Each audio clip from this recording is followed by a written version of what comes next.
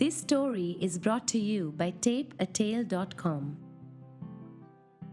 तो आप सबने दंगल मूवी तो देखी होगी, वो आमिर खान और गीता बबीता वाली। तो दंगल मूवी के तकरीबन 5 मिनट ही गुजरे होंगे कि मेरे मन में महावीर सिंह फोगाट के लिए दया आई। अब इसे इमोशंस कह लो, थिएटर का अंधेरा कह लो, पर मेरी आंखें भी नम हुई जब उसकी चौथी संतान भी लड़की ही हुई। डोंट जज me at.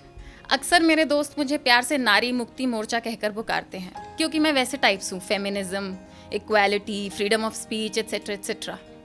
But still something in me sulked and I turn left to my husband. मैंने धीरे से उसके कानों में बुदबुदाया। अब तो मैं भी चाहती थी इसका एक बेटा आ लेता। मेरी ये बात सुनकर मेरे पति की मटर के दाने जैसी आंखें बादाम जितनी बड़ी हो गईं। कुछ सेकंड्स के लिए ही सही, पर बड़ी आंखों में बहुत हैंडसम लग रहा था वो।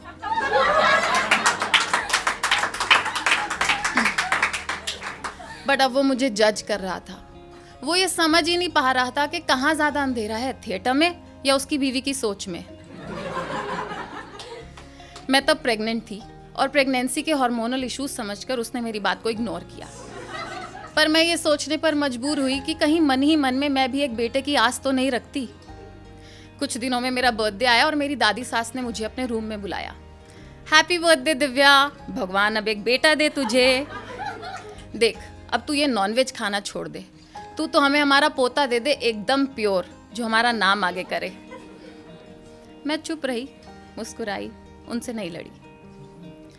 एक रोज मैं अपने कुछ रिश्तेदारों के साथ बैठकर टीवी देख रही थी, ये dancing TV show, reality programmes, जहाँ एक आदमी ने बताया जब उसकी तीसरी संतान भी लड़की ही हुई तो उसने उसका नाम नलिनी रखा। नलिनी मतलब Naleni, Nalini. He did not want a third daughter. पर शो के अंत में उसने उसी नलिनी का शुक्रिया अदा किया, क्योंकि आज उसकी वजह से वो टीवी पर आया और उसे इतनी इज्जत मिली।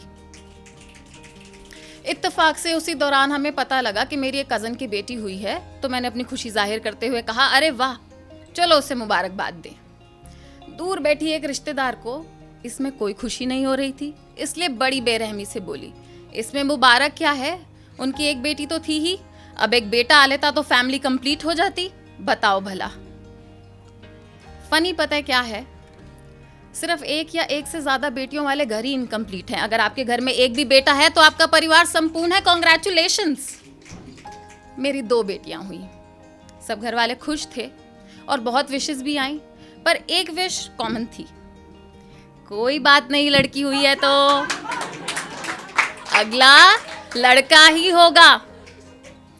पर अब मैं अपनी कंफ्यूजन से बाहर आ चुकी थी। मैं असली में नारी मुक्ति मोर्चा ही थी। ना मेरे मन में एक बेटे की आस थी और ना ही समाज का ऐसा कोई खास डर।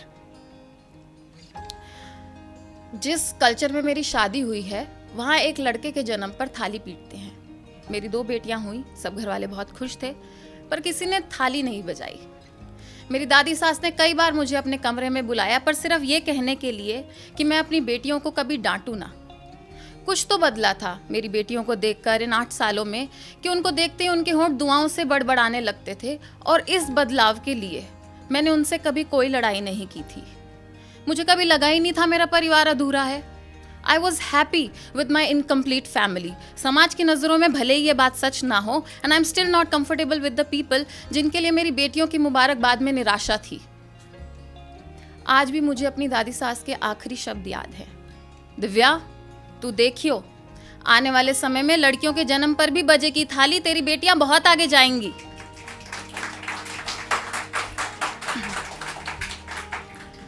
एक शाम मेरी बड़ी बेटी के पैर में चोट लगी, तो जो हमारे घर के बाहर झाड़ू लगाती है, उसने अपने एक देसी नुस्खे से मेरी बेटी का पैर ठीक किया।